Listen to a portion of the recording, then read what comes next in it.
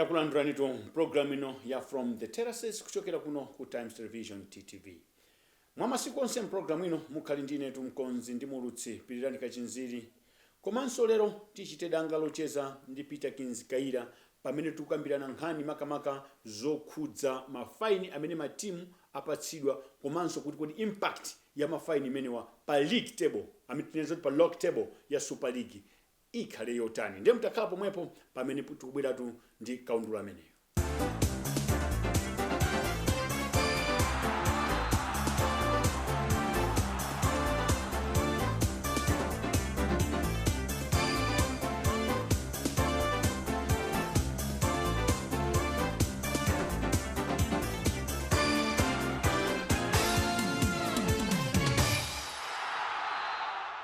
Monga ndanena kaletu kuti program ino ya From the Terraces ndikhale ndikuunikirana nkhani makamaka yokhudza mafaini amene matimu a Super League aperekedwa ndi mzanga uyu Peter Kinzikaira yemwetu ndi analyst pano pa domestic soccer scene. Peter Kins ndakulandira program ino ya From the Terraces. Cholinga tuunikire anthu akumastandi, anthu amene makhala mmastandi kuonera mpira umenewu kuti kodi mafaini amene apatsidwa matimu amenewa ngati Big Bullets, Silver Strikers, Red Lions akutanthauza chani. Taona kuti panali mpungwepungwe makamaka ma league amene games amene aseweredwa pakatipa yina ya Bullets, Nyasa Big Bullets ndi Silver Strikers, ndi Red Lions, ya Red Lions ndi Silver Strikers kuthera panjira pa Silver Stadium. Komanso taonanso ma games angapo nditu pali mpungwepungwe mu Super League. Choyambirira mwina maketi mafuna nditamva Peter Kins kuti kodi mpungwepungwe umenewu ukubwera chifukwa chani. Chifukwa matimu watu akuchuluka amene akupangidwa mpungwepungwe malingana ndi report ya Daily Times imene inalemba msabata imeneyi zikusonyeza kunazo kuti Nyasa Big Bullets, Silver Strikers onsewo ni matimu onazo kuti akulimbirana ulamuliro wa Super League, koma onsewo apanga mafine and Silver Strikers aipasa ma points panopo ikanga kuti nditu ili pa khomo pa kosi nditu ndi Nyasa Big Bullets. Choyambirira voto likuchokera pati la kusamvana kumene ku Super League mukaona kumwako. Mukamakamba nkhani yoti kutembenuka mtima simungakambe muyenera kukamba chiyambire chilengedwe cha munthu ndi kuchimwa kwake and then kutembenuka mtima. So tikamakamba nkhani ngati yoyo choyamba tizikamba chiyambi cha mpira cholinga chake nchani nchifukwa chani zikutero ndiye chofunikira, ndiye cholinga chathu cha mpira kumala nchoti titukule mpira. First objective titukule mpira kuti amalawi nawonso akaoneke kuti akusewera malingana ndi mmene dziko lonse limasewerera. Chikhale choyamba chimenecho kuti titukule anthu amene akusewera mpira ndi fotokola. Ndiye kuti poti titukule mpira ndi nthambi ziti zimene zimatukula mpira. Atola nkhani mumatukula mpira, ma clubs amatukula mpira, ma coach, ma player aliyense ali ndi mbali imene amatenga kuti atukule mpira. Kodi mpira umenewu kuti tutukule kuti uone kutukula timaonera pati? Timaonera pa ground. Kodi pa ground paja timatenga mbali ziti malingana ndi mmene tili nthambi zathu. Ndiye chimene chavuta kwambiri kumalawi kunoko nchonena kuti nthambi imene ndiyena kugwira ine ndikuisiya ndikukapanga nthambi ina. Chimene ndikutanthauza mwina sangathe kundivesesa ndi mutati muonesese zonsezo zili apa amene akumapangisa ziwawa mukapezeka kuti nthawi zambiri ndi aja ochemerera amene akuonera. Kodi ntchito yawo nthambi yawo akuyigwira bwino mukapeza kuti ayi. Ndiye chimene chocho chimene chiwononge mpira kwambiri Malawi. Impact imene mukufunsayi ndiyoti mpira uwonongeka kwambiri. Mutati mundivomereze nanenaso mstudio. Koma simukhulupirira kuti ochemererawo amakhala kuti apya mtima chifukwa cha ma decisions amene apangidwa pa ground. Ndikanasanthula zinthu zambiri poyambira kuti timatukula bwanji mpira. Mpira pa chizungu timatizani emotional game. Umakhala kuti ukumenyedwa bwino pokhapokha iweyo ma emotions aja wachita control. Ngati walephera kuchita control kakhale kunyumba.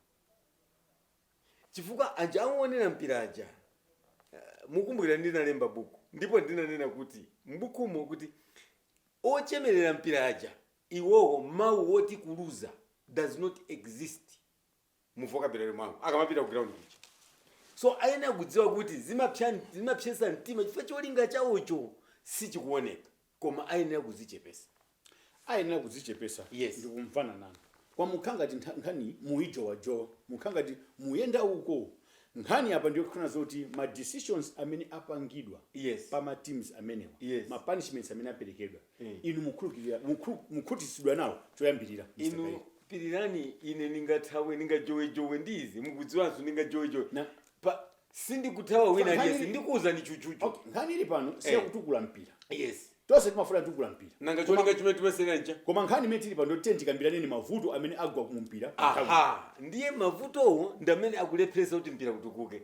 Ndiye amenewo tiyasanthulatu apa. Palibe chimene ndikuopa apa tiyasanthula. Zigamulo zimene zaperekedwa si zigamulo zoti zingasinthe zimene ndikunenazo.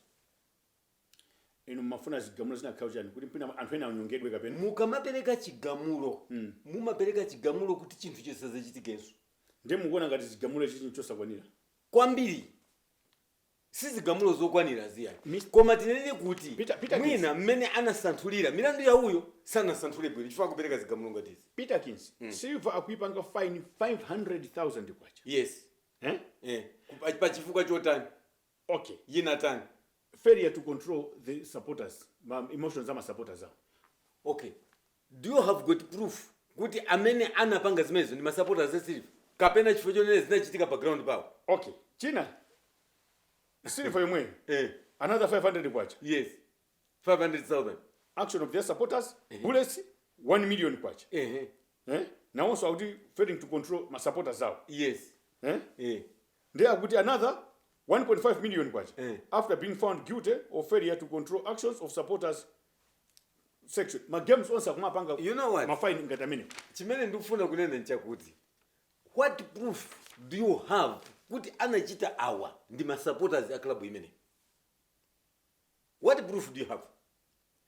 Game inamedwa pa Silver. Game inamedwa pa Silver. Wait, game inamedwa pa Silver. Sindikufuna kuti ndivomerezane nawo amaklabu woya. Ndibweraso ku maklabu. But my question is, game yamedwa pa Silver. How do you know all those people amene amachemerera Silver ndi a Silver? Amene anapanga zipolozi zimene nda Silver. Koma if we go that tikatenga njira imene yoyo Peterkins, do you think nazo kuti ndekuti mukhala order mu mpira? Aha, ndiye ndikufuna ndinene kuti narration yonena kuti failing to control the supporters njolakwika. Koma they failed to provide security at their home ground.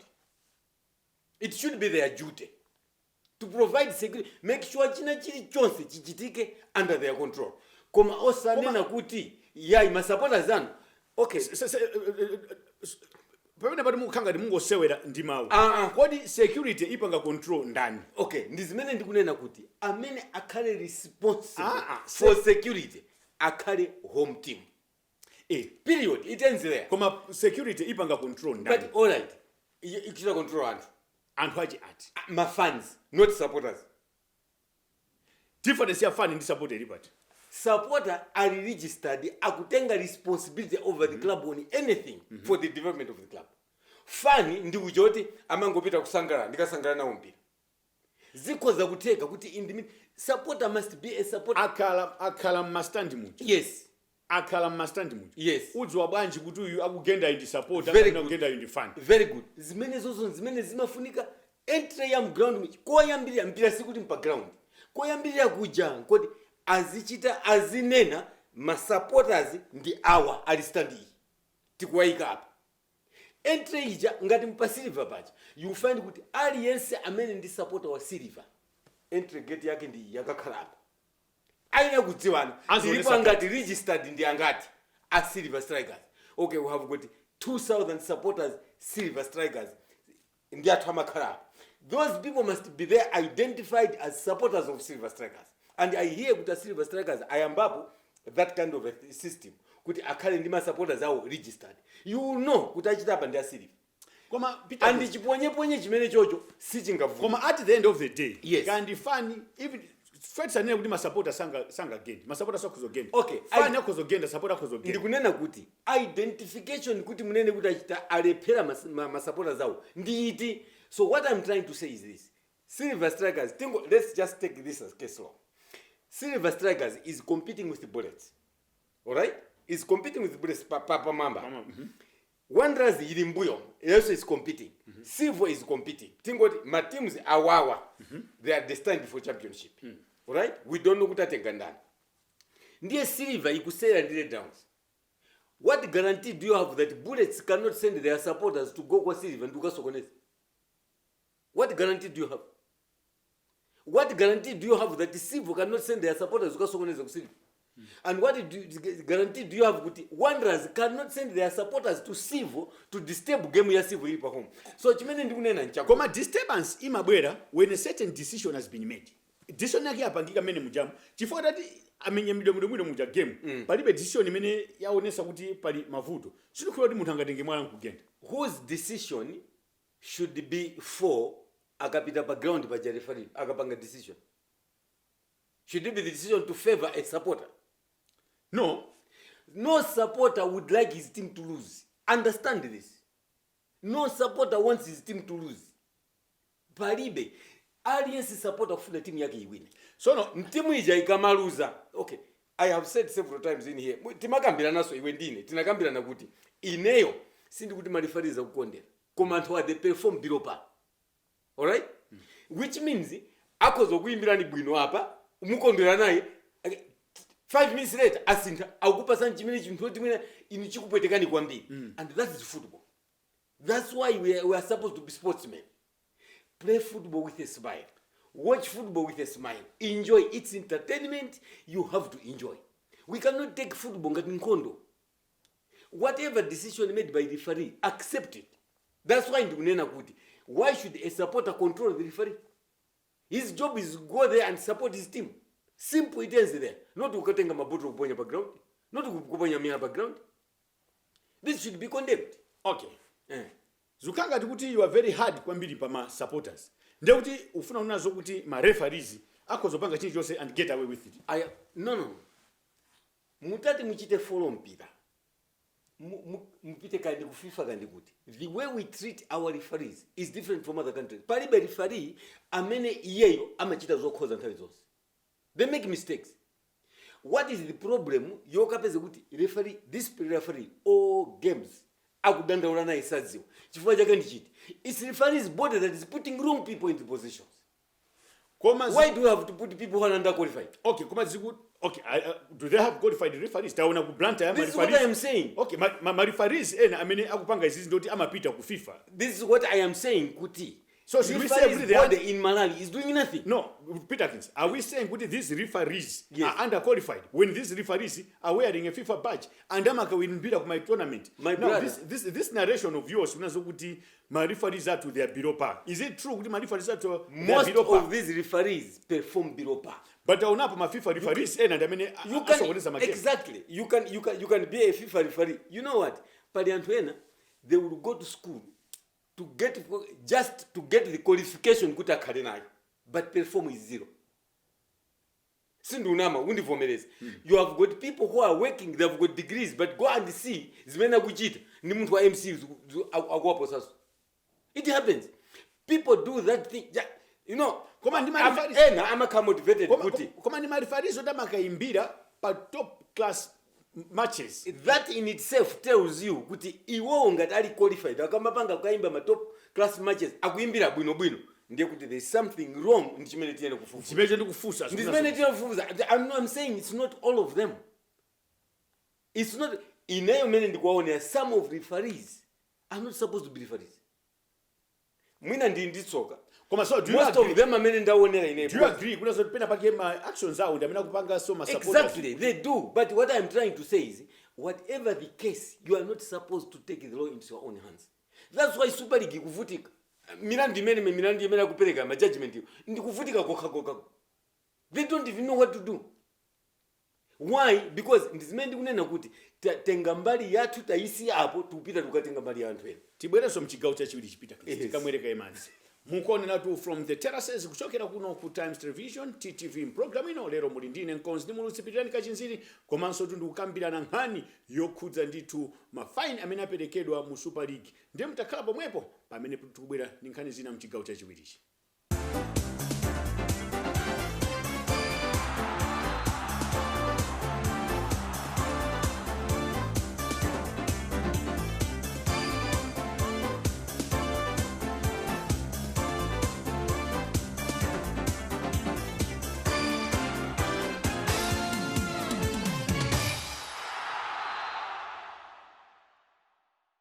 tipitireni nkhani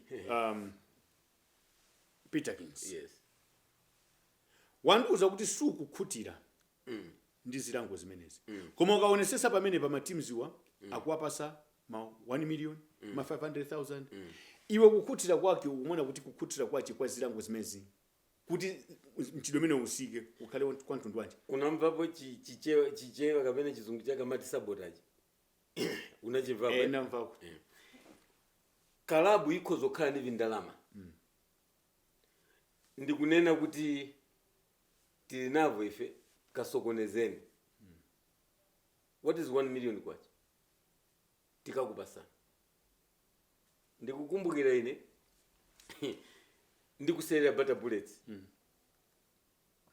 Ma supporters ife nthawi yathu amakonda kuchita ndewu mpira utata. Osati ili nkati yayi. Ndiye game ija yatha. Panachitika ndewu yopsa pa beti. Bullets I think anagwirana nchito referee. Kwambiri. Ndiye nthawi imene I think anachita punish ndi 300 kwacha. That was a lot of money. One Indian, I wouldn't mention his name. Anangoti ndikupereka mukamenyeso. You get what I'm trying to say? Nangopereka ngati chithunzi. What if you find somebody who has got the money? Because some people hate teams to the core. Koma theory Amadana ndi ma team osati masewera. So what I'm saying is tizilango tikuchepa. Give chilango choti team isazayambireso. Moti akamati kuti tukasewera ife asivo akusera at home. There should be nothing that should give them sleepless nights apart from security. Azionesesa kuti pasakali china chilango chake ndicho chani kutumiza timu kubani. Heavy ones. No, usati kuitumiza timu kubani. Can you suggest? Kuipa walowa iwe sobano takupasani Mr. Kaira inuyo ndinuno sobano chairman wa disciplinary committee. Yes, bro. Bwanji ifunso limene ikhale forum yina osati iya inuyo isakale iya tukamba za mlando kwa ine ntati kuti ndinene izi mwina maganzo anga khalewo choti owauza anzanga amene ali in that system ngati administration other than every Malawian here, because ndi ambiri amene akutiona millions will be watching us. Koma bwanji titati kuti imene yoyo ikhale yakumbali yoti ningathe kuwauza anzanga amene ndi administration. Koma ndikunena kuti chilango chochepa. Ngati nikanena kuti nchochepa, which means apapa ndoti mupanga blame ma referees, mupanga blame ma player, ma supporters, ndi mupanga no blame ma administrators. Everyone chito yake sakupanga. So wabwino ndani palibe kuti zikhale ngofuna kuti kutoka kuchani kwa administration tikonze chili chonse achimwene muli ndi mwayi ine ndafika muno ndaugundapo kuposa so ena amene akumenyawo. Palibe tsiku ndi limodzi lomwe limene if we were encouraged to go and point a finger at the referee. Chito yathu ziyo tikayankhula ndi referee. Mukuziona masiku ano player akupita kwa referee kupita kwa linesman. Kwame chito yake sana pite pa ground kuyankhula ndi ajaya. You have seen even coaches kungoti kan infringement kachitika coach wanyamuka ndamene akulalamuka. You have seen that not during my time. You cannot have a supporter controlling a coach kapena a player. Sizingateka aliyense makhani mbali yake.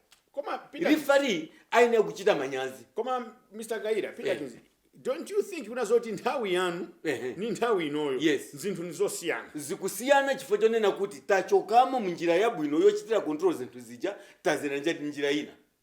Take for instance England. Zasintha. We are a British based nation in football. Zasintha ku England. Kwa ma demonstrations ama club. Go and check. Go to Zambia. Zasintha. Malawi is worse. Iwenga to journalists fufuza. Malawi is worse in terms of these things. Why? Chifukwa chake ndi chiti. Tachita divert pa football development, we are going with personal ego. Koma don't you think so kuti anthu akalene nonsenu mwangomyata mungozilekerera zinthuzi? Because zinthu zimenezi inu amene mukudziwa malamulo, amene mukudziwa muzu zimenera, mmene okhala anthu oyambirira kuthandiza pa chidwe mene. Kumene mukulowako tikulowaso nkhani ina, koma ndikuyankhaniko pang'ono palibe ndi mmodzi yemwe m'Malawi muno. Go and check wampira kuyambira farm president kukafika waliyense wa mumpira. Mukafuze ngakhale president wa dziko amadziwa anthu ife sitinamiyate. Koma simukufuna anthu amene ngati ifeyo amene zinthu zikuziziwa tikhalemo because you have got personal ego. koma mutati mukhale mumenemu ndikuti zikhozokhala zilango ndikuti mukhala ma dictators No. munenera pa Not a dictatorship. All what I'm trying to say, okay, I'll give you an example.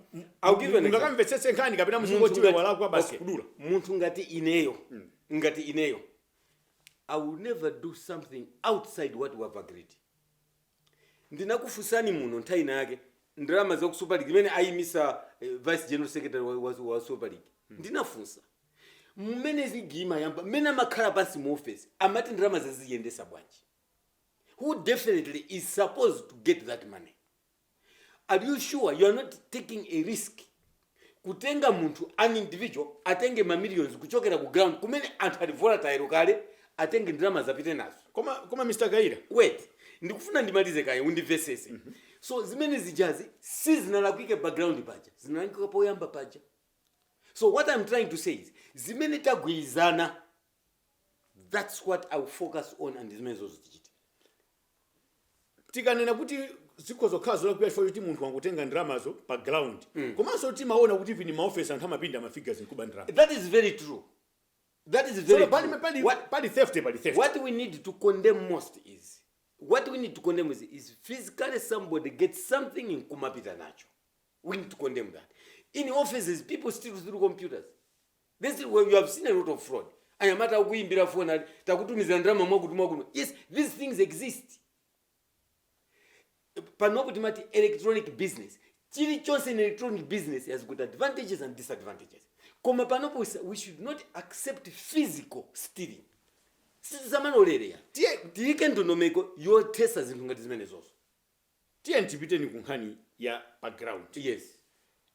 Panopo Silver Strikers yapeza ma points on a silver platter. Yes. Game ndi Red Lions akuti the penalty was dubious. Samena kuwapasa penalty. Decision imene inapangisa chichonse kusokonekera. Yes.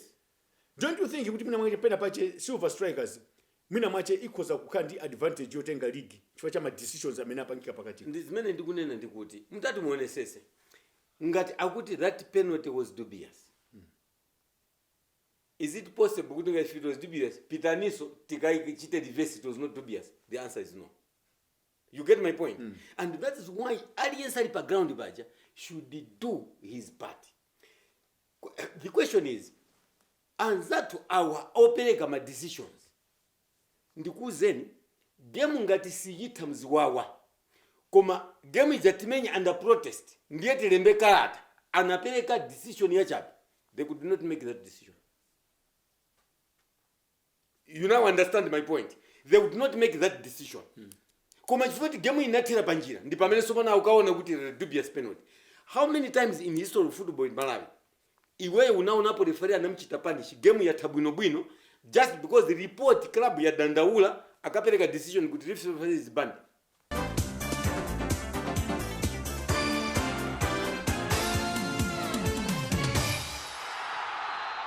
Programu ino mnali ndine Nkonzi Mulutse Pirirani Kachinziri komanso sinali ndekha ndinali ndi mzanga uyu Peter Kinskaira kuunikirana zilango zimene zaperekedwa ku matimu ena amu Super League. Mutazakhala pompo sabata ya mawa tione kuti tikutengere mzantundu wanji programu ino ya From the Terraces. Zabwino zonse pamene mukuona ma programu otsatirawa pano pa TTV.